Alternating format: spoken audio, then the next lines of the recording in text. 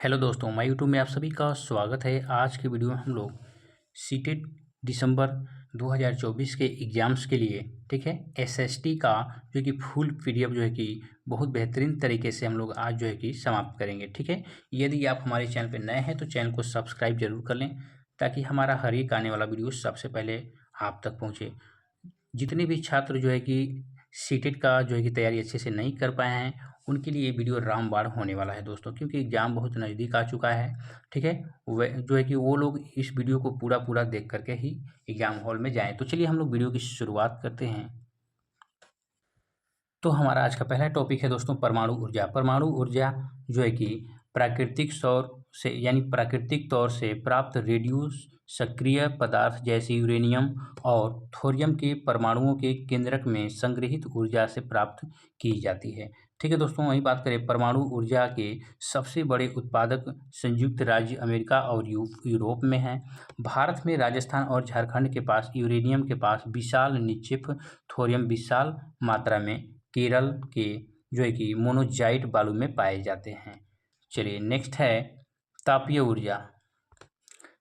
ताप ऊर्जा जो पृथ्वी से प्राप्त की जाती है उसे जो है कि भूतापीय ऊर्जा यानी वह जो है कि भूतापीय ऊर्जा कहलाते हैं। पृथ्वी के अंदर गहराई बढ़ने के साथ तापमान में लगातार जो है कि वृद्धि होती जाती है। कभी कभी यह तापमान ऊर्जा भूसतह पर गर्म जल के झरनों के रूप में प्रकट हो सकती है। यह ताप ऊर्जा शक्ति उत्पादन करने में प्रयुक्त की जा सकती है। वर्षा से यानी वर्षों से माफ़ कीजिएगा वर्षों से गर्म जल के स्रोत के रूप में भूतापीय ऊर्जा खाना बनाने, ऊष्मा प्राप्त करने और नहाने के लिए प्रयोग में लाई जाती हैं। नेक्स्ट हमारा टॉपिक है दोस्तों, मेन टॉपिक को हम लोग देखेंगे क्योंकि समय हमारे पास बहुत कम है, ठीक है। ज्वारीय ऊर्जा। ज्वार से उत्पन्न ऊर्जा को ज्वारीय ऊर्जा कहते हैं। इस ऊर्जा का विदोहन जो है कि समुद्र के निकट सकरे मुहाने में बांध के निर्माण से किया जाता है। उच्च ज्वार के समय ज्वारों की ऊर्जा का उपयोग बांध में स्थापित टरबाइन को घुमाने के लिए किया जाता है। रूस, फ्रांस और भारत में कच्छ की खाड़ी में विशाल ज्वारीय मिल के क्षेत्र हैं, ठीक है। चलिए नेक्स्ट है बायोगैस। नेक्स्ट है दोस्तों बायोगैस। चलिए थोड़ा सा इसे बिग कर लेते हैं। जैविक अपशिष्ट जैसे मृत पौधों और जंतुओं के अवशेष, पशुओं का गोबर, रसोई के अपशिष्ट को गैसीय ईंधन में बदला जा सकता है। इसे बायोगैस कहते हैं। अपशिष्ट बैक्टीरिया जो है कि द्वारा बायोगैस संयंत्र में अपघटित होता है, जो कि अनिवार्य रूप में मीथेन और कार्बन डाइऑक्साइड का मिश्रण बायोगैस खाना पकाने तथा विद्युत उत्पादन में सर्वोत्तम ईंधन है और इससे प्रतिवर्ष बड़ी मात्रा में जैव खाद्य उत्पादन होता है। आर्थिक क्रियाएं टॉपिक है हमारा। तो आर्थिक क्रिया यानी पौधे से परिष्कृत उत्पाद के रूपांतरण में 3 प्रकार की आर्थिक क्रियाएं जो है कि सम्मिलित हैं। ये प्राथमिक जो है कि द्वितीयक और तृतीयक क्रियाएं हैं। प्राथमिक क्रियाओं के अंतर्गत उन सभी क्रियाओं को शामिल किया जाता है जिनका संबंध प्राकृतिक संसाधनों के उत्पादन और निष्कर्षण से है। कृषि, मत्स्य और संग्रहण इनके अच्छे उदाहरण हैं। नेक्स्ट हमारा है कृषि। आइए कृषि से रिलेटेड प्रश्न कैसे पूछे जाते हैं चलिए देखते हैं।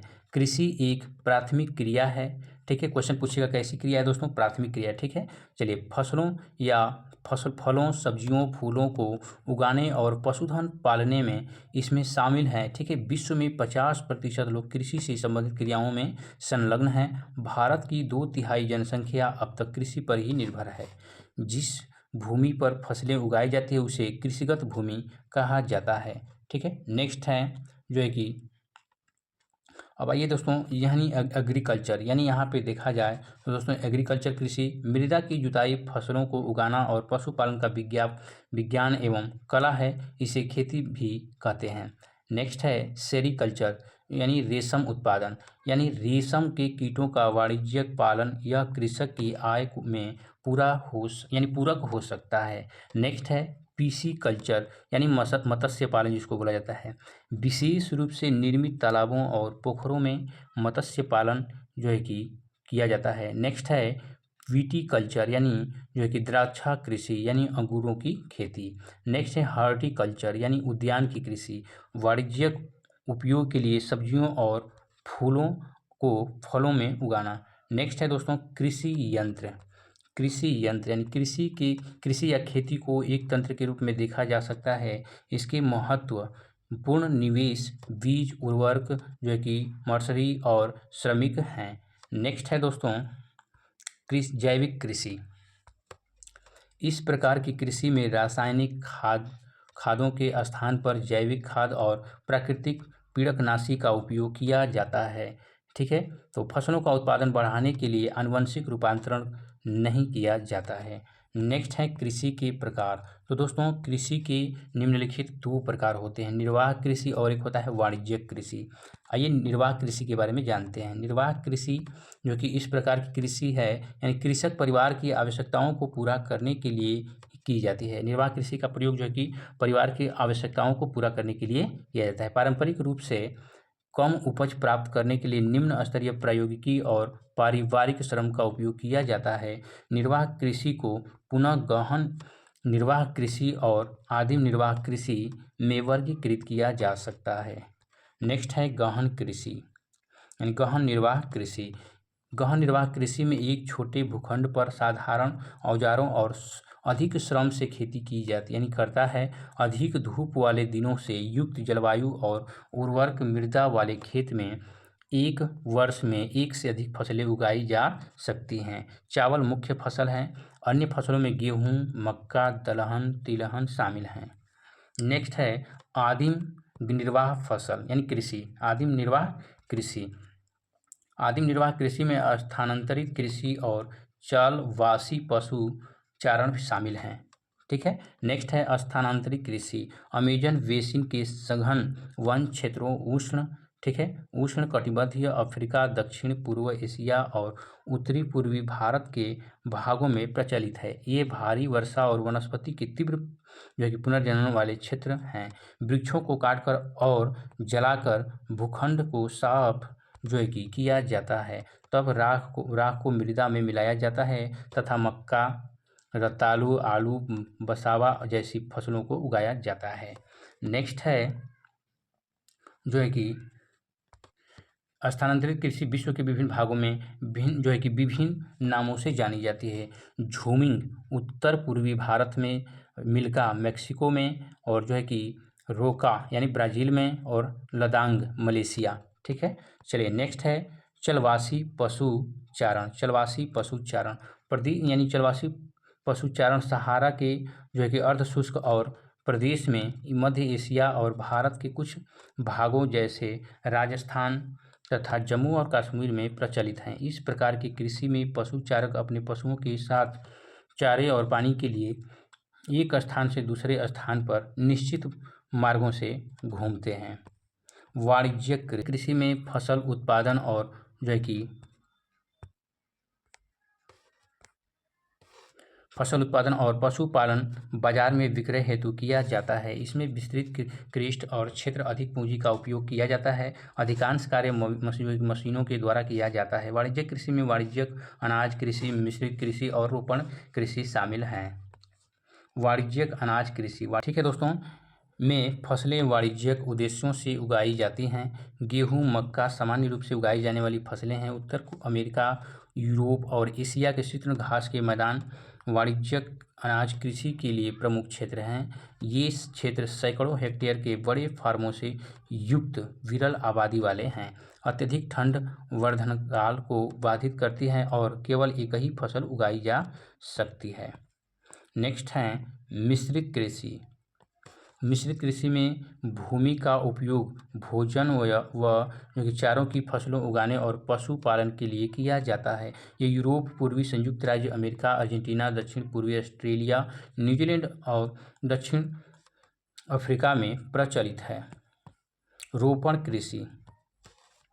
रोपण कृषि वाणिज्यिक कृषि का एक प्रकार का है जहाँ चाय, कहवा, काजू, रबड़, केला अथवा कपास की एकल फसल उगाई जाती है। इसमें बृहद पैमाना पर श्रम और पूंजी की आवश्यकता होती है। उत्पाद का जो है कि प्रसंस्करण यानी प्रसंस्करण खेतों पर ही या निकट के कारखानों में किया जा सकता है। इस प्रकार इस कृषि में परिवहन जाल के विकास की अनिवार्यता होती है। रोपण कृषि के मुख्य क्षेत्र विश्व के उष्णकटिबंधीय प्रदेशों में पाए जाते हैं, जैसे मलेशिया रबड़, ब्राज़ील में कहवा और भारत और श्रीलंका में चाय इसके कुछ प्रमुख उदाहरण हैं। मुख्य फसलें यानी गेहूँ, चावल, मक्का, बाजरा मुख्य खाद्य फसलें हैं। जूट और कपास रेशेदार फसलें हैं। चाय और कहवा मुख्य पेय फसलें हैं। नेक्स्ट है कृषि का विकास। ठीक है, कृषि का विकास अधिक जनसंख्या वाले विकासशील देशों यानी देश अधिकतर गहन कृषि करते हैं, जहां छोटी जोतों पर सामान्यतः जीविकोपार्जन के लिए फसलें उगाई जाती हैं। बड़ी जोतें वाणिज्यिक कृषि के लिए उपयुक्त जो है कि यानी अधिक उपयुक्त होती है, जैसे संयुक्त राज्य अमेरिका, कनाडा और ऑस्ट्रेलिया में। नेक्स्ट है उद्योग। आइए उद्योग से रिलेटेड कैसे प्रश्न आते हैं चलिए देखते हैं। उद्योग का संबंध आर्थिक गतिविधि से है जो कि वस्तुओं के उत्पादन, खनिजों के निष्कर्षण अथवा सेवाओं की व्यवस्था से संबंधित है। उद्योगों का वर्गीकरण। चलिए दोस्तों, अब हिस्ट्री से प्रश्न को देखते हैं कि हिस्ट्री से कैसे प्रश्न आते हैं।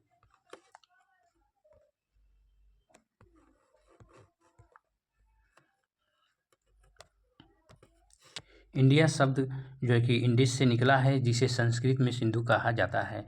लगभग 2500 वर्ष पहले पश्चिम की ओर आने वाले ईरानियों और यूनानियों ने सिंधु को हादसे अथवा इंदौस और इसी नदी के पूर्व में स्थित भूमि प्रदेश को इंडिया कहा। भारत नाम का प्रयोग उत्तर पश्चिम में रहने वाले लोगों के एक समूह के लिए किया जाता था। इस समूह का उल्लेख संस्कृत की आरंभिक लगभग 3500 वर्ष पुरानी कृति ऋग्वेद में मिलता है। नेक्स्ट है अतीत की कहानी यानी अतीत की जानकारी हम कई तरह से प्राप्त कर सकते हैं। इनमें से एक तरीका अतीत में लिखी गई पुस्तकों को ढूंढना और पढ़ना है। ये पुस्तक हाथ से लिखी होने के कारण पांडुलिपि कही जाती है। नेक्स्ट है पांडुलिपि टॉपिक हमारा। ये पांडुलिपियाँ प्रायः ताड़पत्रों अथवा हिमालय क्षेत्र में उगने वाले भुर्ज नामक पेड़ की जो कि छाल से विशेष तरीके से जो है कि तैयार भोजपत्र पर लिखी मिलती है। ये पांडुलिपियाँ मंदिरों और जो कि विहारों में प्राप्त होती हैं। इन पुस्तकों में धार्मिक मान्यताओं व व्यवहारों, राजाओं के जीवन, औषधियों तथा विज्ञान आदि सभी प्रकार के विषयों की चर्चा मिलती है। प्राकृतिक भाषा का प्रयोग आम लोग करते थे। नेक्स्ट हमारा टॉपिक है अभिलेख।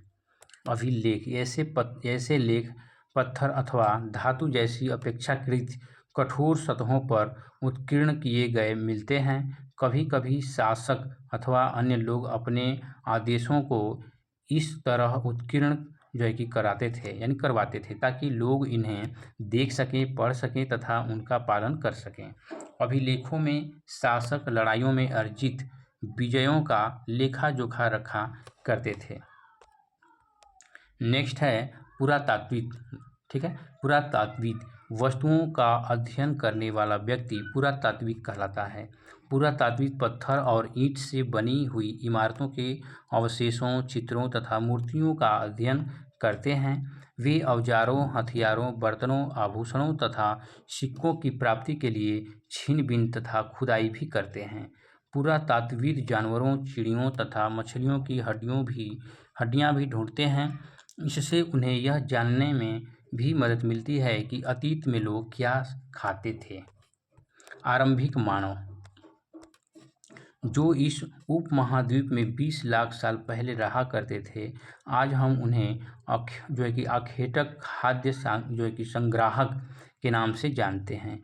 भोजन का इंतजाम करने की विधि के आधार पर इन्हें इस नाम से पुकारा जाता है। कि आमतौर पर खाने के लिए वे जंगली जानवरों का शिकार जो है कि करते थे। मछलियाँ और चिड़िया पकड़ते थे। फल फूल दाने पौधे पत्तियाँ अंडे इकट्ठा किया करते थे।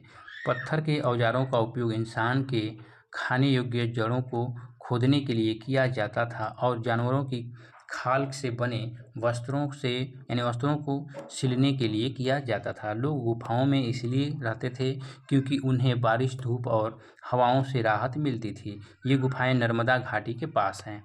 पूरा स्थल उस स्थान को कहते हैं जहाँ जो है कि बर्तन यानी औजारों बर्तन और इमारती जैसी वस्तुओं का अवशेष मिलता है। ठीक है। पूरा पाषाण काल, आइए पूरा पाषाण काल को देखते हैं। पूरा पाषाण काल 20 लाख साल पहले से 12,000 साल पहले के दौरान माना जाता है। ये दो शब्द पूरा यानी प्राचीन और पाषाण यानी पत्थर से बना है। इस काल को भी 3 भागों में विभाजित किया गया है: आरंभिक, मध्य, उत्तर पाषाण। पूरा पाषाण युग मानव इतिहास की लगभग 99% कहानी इसी काल के दौरान घटित हुई है। मध्य युग यानी मध्य पाषाण युग। मध्य पाषाण युग जिस काल में हमें पर्यावरणीय बदलाव मिलते हैं उसे जो कि मेसोलिथ यानी मध्य पाषाण युग कहते हैं। इसका जिस काल में, ठीक है दोस्तों, जिस काल में हमें पर्यावरणीय जो है कि बदलाव मिलते हैं उसे जो है कि मेसोलिथ यानी मध्य पाषाण युग कहते हैं। यानी ऐसे याद करिएगा, जिस काल में पर्यावरणीय बदलाव मिलते हैं उसे मेसोलिथ यानी मध्य पाषाण युग कहते हैं। इसका समय लगभग 12,000 साल पहले से लेकर जो है कि 10,000 साल, ठीक है, पहले तक माना जाता है यानी माना गया है। इस काल के पाषाण औजारों आमतौर पर बहुत छोटे छोटे इन्हें माइक्रोलिथ यानी लघु पाषाण कहा जाता है। प्रायः इन औजारों में हड्डियां या लकड़ियों के जो है कि मूठे, लंगे हाशियां और आरी जैसे औजारों भी मिलते थे। ठीक है, औजार मिलते थे। साथ साथ पूरा पाषाण युग वाले औजारों भी इस दौरान बनाए जाते रहे। नेक्स्ट है नवपाषाण युग। नवपाषाण युग यानी अगले युग की शुरुआत लगभग 10,000 साल पहले से ही होती है। इसे नवपाषाण युग कहा जाता है। सबसे पहले जिस जंगली जानवर को पालतू बनाया गया वह कुत्ते का जंगली पूर्वज था। धीरे धीरे लोग भेड़, बकरी, गाय और सूअर जैसे जानवरों को अपने घरों के नज़दीक आने को उत्साहित करने लगे। नवपाषाण युग के सबसे प्रसिद्ध पुरास्थलों में एक जो है कि चलात युग तुर्की में है। यहाँ दूर दराज स्थानों से कई चीज़ें लाई जाती थी और उनका उपयोग किया जाता था, जैसे सीरिया से लाया गया चकमक पत्थर, लाल सागर की कौड़ियाँ तथा भूमध्य सागर की सिप्पियाँ हैं। नेक्स्ट है खेती और पशुपालन। लोगों द्वारा पौधे उगाने और जानवरों की देखभाल करने को बसने की प्रक्रिया का नाम दिया गया है। बुर्ज होम वर्तमान समय में कश्मीर में स्थित है। यहाँ के लोग गड्ढे के नीचे घर बनाते थे जिन्हें गर्तावास कहा जाता है। इनमें उतरने के लिए सीढ़ियाँ होती थीं, इससे उन्हें ठंडक के मौसम में सुरक्षा मिलती थी। फ्रांस में गुफा में की गई चित्रकारी में प्रयोग होने वाले रंगों को लौह अयस्क और चारकोल जैसे खनिज पदार्थों से जो है कि बनाया जाता था। हड़प्पा सभ्यता नगर आधुनिक समय पाकिस्तान के पंजाब और सिंध प्रांतों, भारत के गुजरात, राजस्थान, हरियाणा और पंजाब प्रांतों में मिले हैं। इन सभी स्थलों से पुरातत्वविदों को अनोखी वस्तुएं मिली हैं, जैसे मिट्टी के लाल बर्तन पर काले रंग के चित्र बने थे, पत्थर के वाट, मुहरें, मनके, तांबे के उपकरण और पत्थर के लंबे ब्लेड आदि। ठीक है। नेक्स्ट है जो है कि ऊंचाई वाले भाग को जो है कि पुरातात्वविदों ने नगर दुर्ग कहा है और निचले हिस्से को निचला नगर कहा। दोनों हिस्सों की चार दीवारियां पक्की ईंटों की बनाई जाती थीं। मोहनजोदड़ो यानी मोहनजोदड़ो जिसको बोलते हैं में खास तालाब बनाया गया था जिसे पुरातात्वविदों ने महान स्नानागार कहा है। ठीक है। कालीबंगा और लोथल अन्य नगरों में अग्निकुंड मिले हैं जहां संभवतः यज्ञ किए जाते होंगे। हड़प्पा, मोहनजोदड़ो और लोथल जैसे कुछ नगरों में बड़े बड़े भंडार गृह मिले हैं। 7,000 साल पहले मेहरगढ़ में कपास की खेती होती थी। नगरों का आरंभ लगभग 4700 साल पहले हुआ। हड़प्पा के नगरों के अंत की शुरुआत लगभग 3900 साल पहले हुआ था। अन्य नगरों का विकास लगभग 2500 साल पहले हुआ। आइए कच्चे माल की खोज कैसे हुई ये जानते हैं। हड़प्पा के लोग तांबे का आयात संभवतः आज के राजस्थान से करते थे। यहाँ तक कि पश्चिम एशियाई देश ओमान से भी तांबे का आयात किया जाता था। कांसा बनाने के लिए तांबे के साथ मिलाई जाने वाली धातु टीन का आयात आधुनिक ईरान और अफगानिस्तान से किया जाता था। सोने का आयात आधुनिक कर्नाटक और बहुमूल्य पत्थर का आयात गुजरात, ईरान और अफगानिस्तान से किया जाता था। सभ्यता के अंत का रहस्य। ठीक है दोस्तों, ये बहुत ही इंपॉर्टेंट टॉपिक है, सभ्यता के अंत का रहस्य। कुछ विद्वानों का कहना है कि नदियां सूख गई थीं, अन्य का कहना है कि जंगलों का विनाश हो गया था।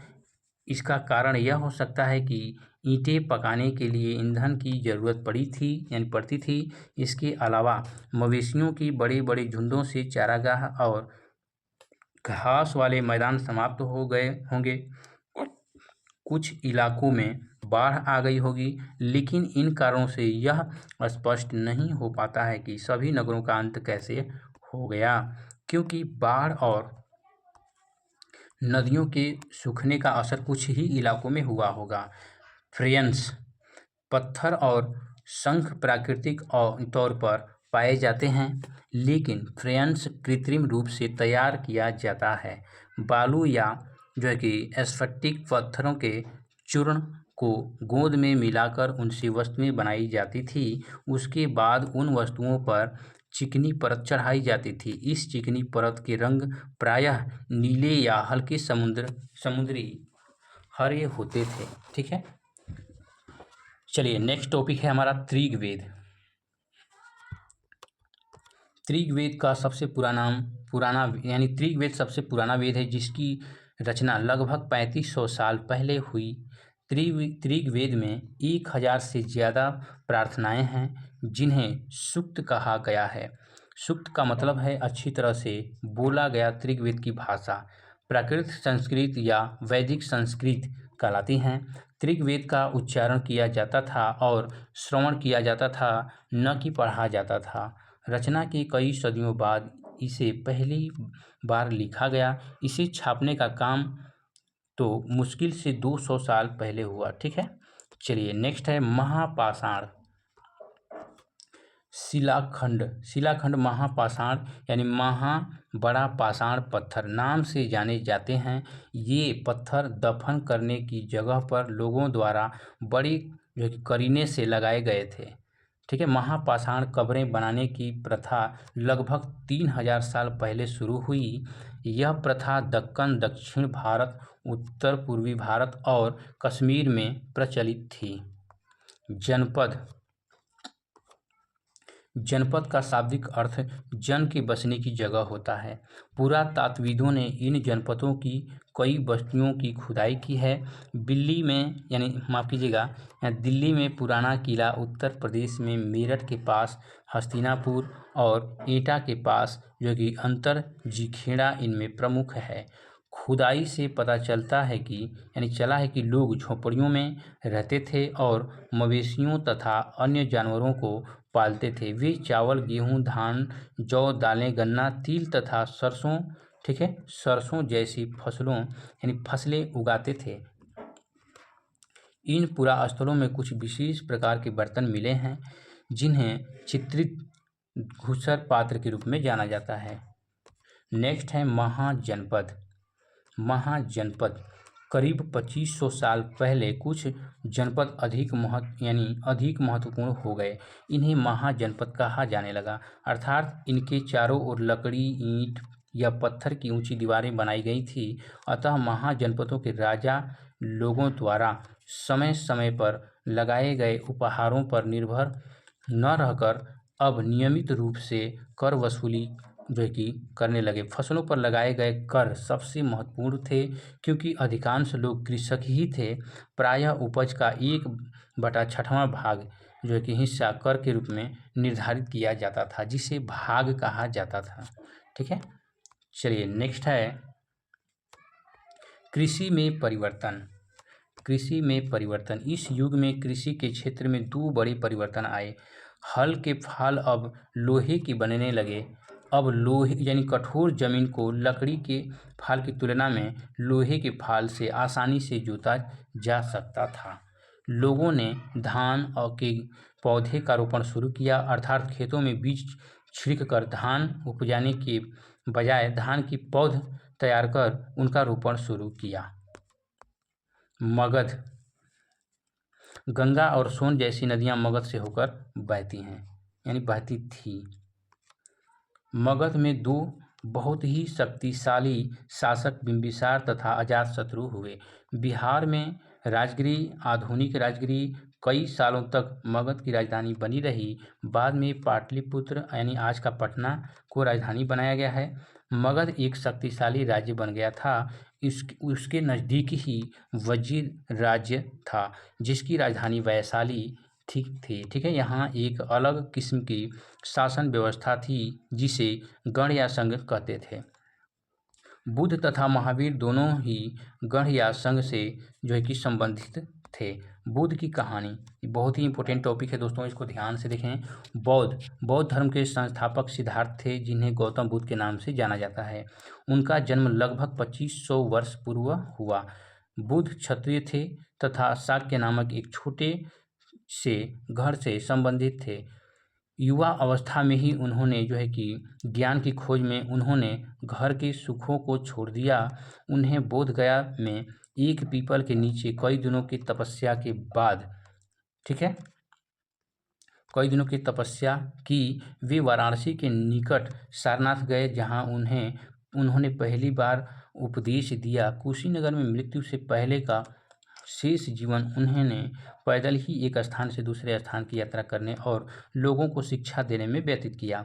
कभी कभी हम जो चाहते हैं वह प्राप्त कर लेने के बाद भी संतुष्ट नहीं होते हैं एवं और अधिक अथवा अन्य वस्तुओं को पाने की इच्छा करने लगते हैं।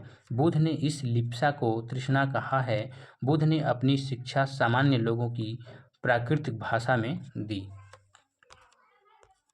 बौद्ध धर्म। कुषाणों का सबसे प्रसिद्ध राजा कनिष्का, उसने करीब 1900 साल पहले शासन किया। बौद्ध धर्म दक्षिण पूर्व की ओर श्रीलंका, म्यांमार, थाईलैंड, इंडोनेशिया सहित दक्षिण पूर्व एशिया के अन्य भागों में भी फैला था। चीनी बौद्ध तीर्थयात्री का सियेन काफी प्रसिद्ध है। वह करीब 1600 साल पहले आया और स्वयं जो कि त्सांग 1400 साल पहले भारत आया और उसके करीब 50 साल बाद इत्सिंग आया।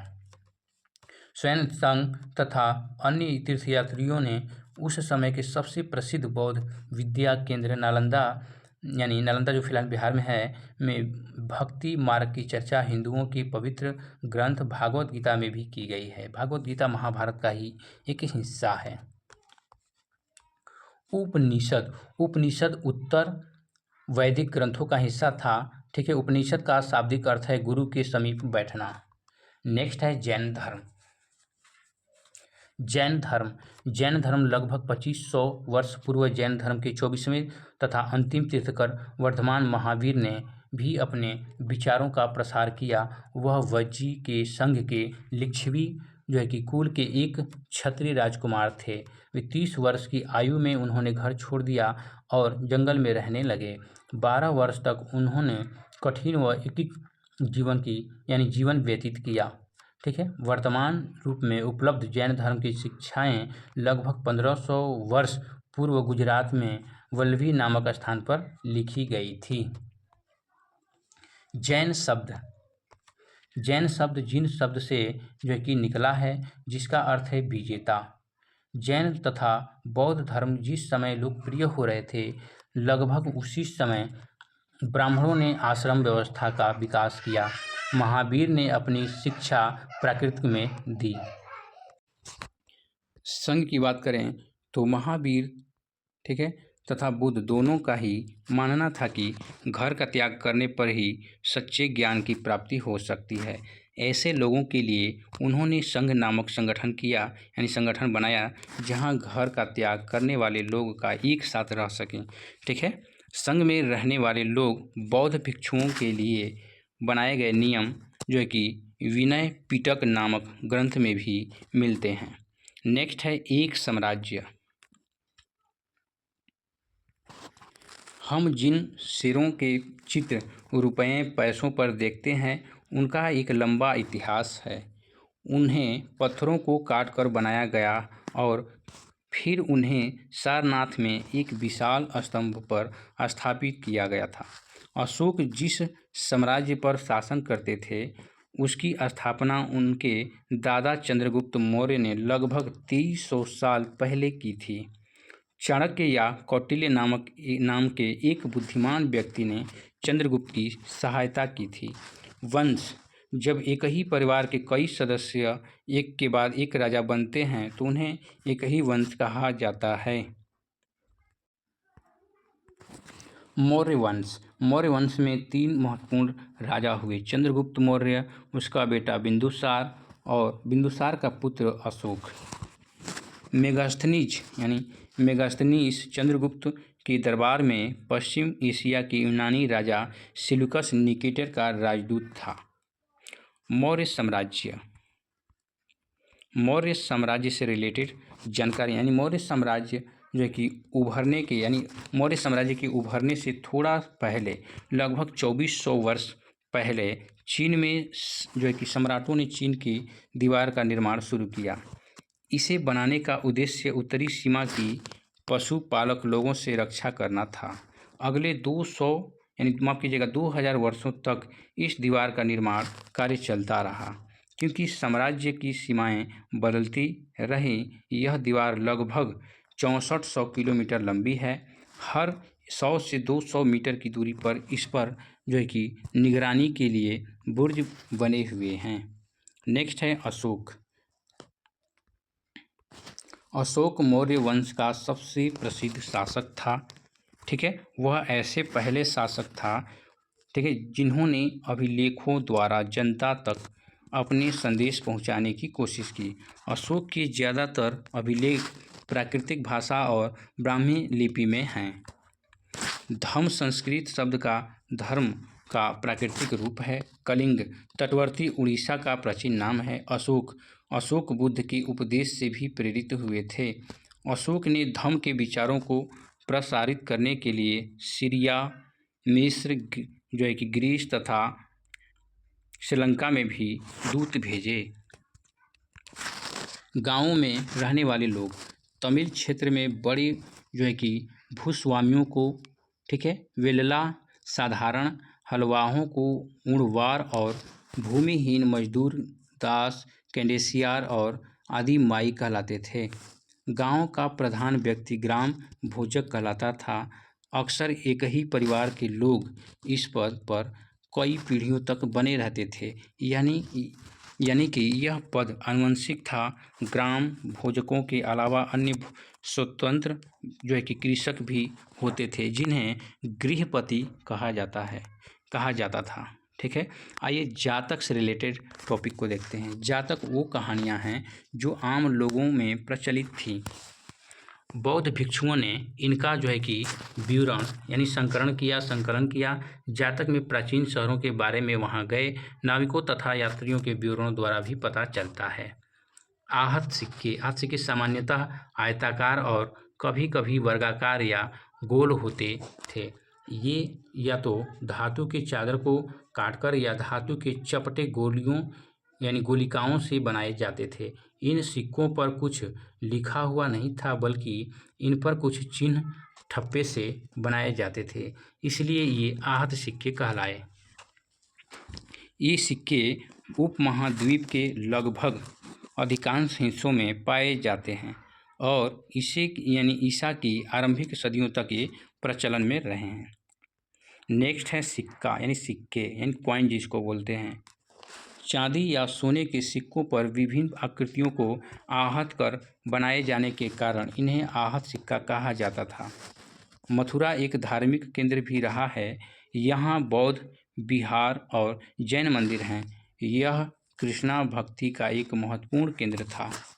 मथुरा के अभिलेख में सुनारों, लोहारों, बुनकरों, टोकरी बुनने वालों, माला बनाने वालों और इत्र बनाने वालों के उल्लेख भी मिलते हैं। अरिका मेडु यानी अरिका मेडु लगभग 2200 से 1900 साल पहले अरिका मेडु एक पतन था। यहाँ दूर से आए जहाज़ों की सामान उतारे जाते थे। यहाँ भूमध्य सागरीय क्षेत्र के एम्फोरा जैसे पात्र मिले थे। साथ ही यहाँ एरेटाइन जैसे मुहर लगे लाल चमकदार बर्तन भी मिले हैं। इन्हें इटली के एक शहर के नाम पर जो है कि एरेटाइन पात्र के नाम से जाना जाता है।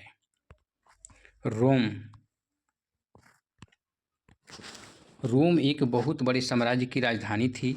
यह यूरोप, उत्तरी अफ्रीका तथा पश्चिम एशिया तक फैला साम्राज्य था।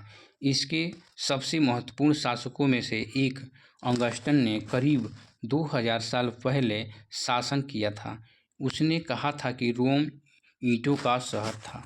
व्यापार और व्यापारी, ठीक है, जिसको ट्रेड और ट्रेडर बोलते हैं। दक्षिण भारत सोना जो है कि मसाले, खास तौर पर काली मिर्च तथा कीमती पत्थरों के लिए प्रसिद्ध था। काली मिर्च की रोमन साम्राज्य में इतनी मांग थी कि इसे काले सोने के नाम से भी बुलाते थे। व्यापार टॉपिक है, व्यापार और व्यापारी, ठीक है। तो यहाँ पे देखा जाए तो दोहरा देते हैं एक बार फिर से। दक्षिणी भारत सोना, मसाले, खास तौर पर काली मिर्च तथा कीमती पत्थरों के लिए प्रसिद्ध था, ठीक है दोस्तों। काली मिर्च की रोमन साम्राज्य में इतनी मांग थी कि इसे काले सोने के नाम से भी लोग बुलाते थे, ठीक है, जिसको ब्लैक गोल्ड कहा जाता है। संगम कविताओं की जो है कि मिमिंदार की चर्चा मिलती है। यह एक तमिल शब्द है जिसका अर्थ जो है कि 3 मुखिया है। 7 वाहनों का सबसे प्रमुख राजा गौतमी पुत्र श्री सातकर्णी था। रेशम मार्ग, नेक्स्ट है रेशम मार्ग।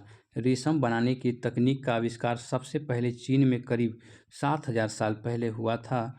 जिस रास्ते से ये लोग यात्रा करते थे वह रेशम मार्ग जिसको सिल्क रूट के नाम से प्रसिद्ध था, जाना जाता था, ठीक है। सिल्क रूट पर नियंत्रण रखने वाले शासकों में सबसे प्रसिद्ध कुषाण थे। पेशावर और मथुरा इनके 2 मुख्य शक्तिशाली केंद्र थे। तक्षशिला भी इनके ही राज्य का हिस्सा था, माफ़ कीजिएगा, ठीक है। इलाहाबाद का पुराना नाम उज्जैन था। पटना का पुराना नाम पाटलिपुत्र था और यानी ये गुप्त शासन के महत्वपूर्ण केंद्र थे। नेक्स्ट हैं जो कि वंशावलियाँ।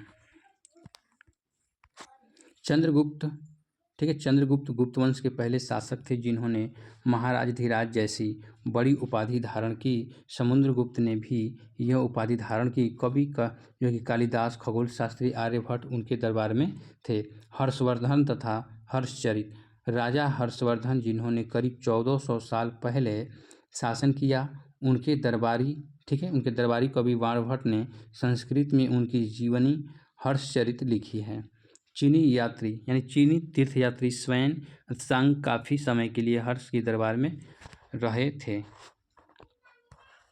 नेक्स्ट है पल्लव, चालुक्य और पुलकेशिन द्वितीय से रिलेटेड टॉपिक। पल्लवों का राज्य उनकी राजधानी कांचीपुरम के आसपास के क्षेत्रों से लेकर कावेरी नदी के डेल्टा तक फैला था, जबकि चालुक्यों का राज्य कृष्णा और तुंगभद्रा नदियों के बीच स्थित था।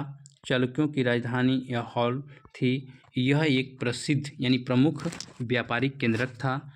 पुलकेशिन द्वितीय सबसे पहले यानी सबसे प्रसिद्ध चालुक्य राजा थे। उनके बारे में दरबारी कवि जो कि रवि कीर्ति द्वारा रचित प्रशस्ति से पता चलता है।